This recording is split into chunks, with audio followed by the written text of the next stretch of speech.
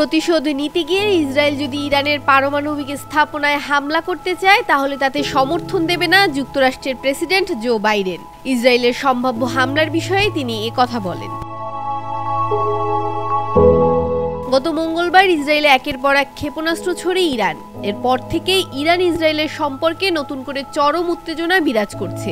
যদিও ইসরায়েল জানিয়েছে তাদের আকাশ প্রতিরক্ষা ব্যবস্থায় বেশিরভাগ ইরানি ক্ষেপণাস্ত্র প্রতিহত করতে সক্ষম হয়েছে।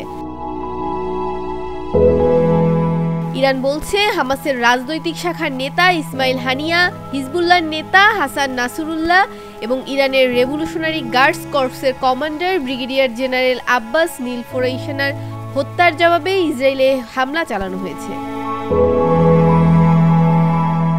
মধ্যপ্রাচ্যে শান্তি ফেরাতে দীর্ঘদিন ধরে কাজ করে যাচ্ছে যুক্তরাষ্ট্র।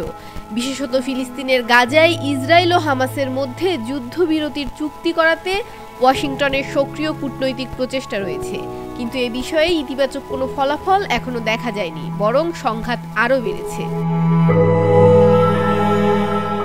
স্থানীয় সময় গতকাল বুধবার হারিকেন হেলেনের তাণ্ডবে নর্থ ক্যারোলাইনা অঙ্গরাজ্যের ক্ষতিগ্রস্ত এলাকা পরিদর্শনে গিয়েছিলেন জো বাইডেন। এ সময় একজন সাংবাদিক বাইডেনের কাছে জানতে চান, ইসরায়েল যদি এখন ইরানের পারমাণবিক স্থাপনায় হামলা করতে চায় তাতে আপনি সমর্থন দেবেন কিনা।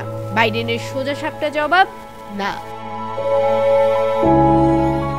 মার্কিন প্রেসিডেন্ট আরও বলেন, বর্তমান পরিস্থিতিতে ইসরায়েল এখন কি করতে চাইছে সে বিষয়ে দেশটির সঙ্গে আলোচনা করবে যুক্তরাষ্ট্র। ডেস্ক রিপোর্ট, ভোরের পাতা।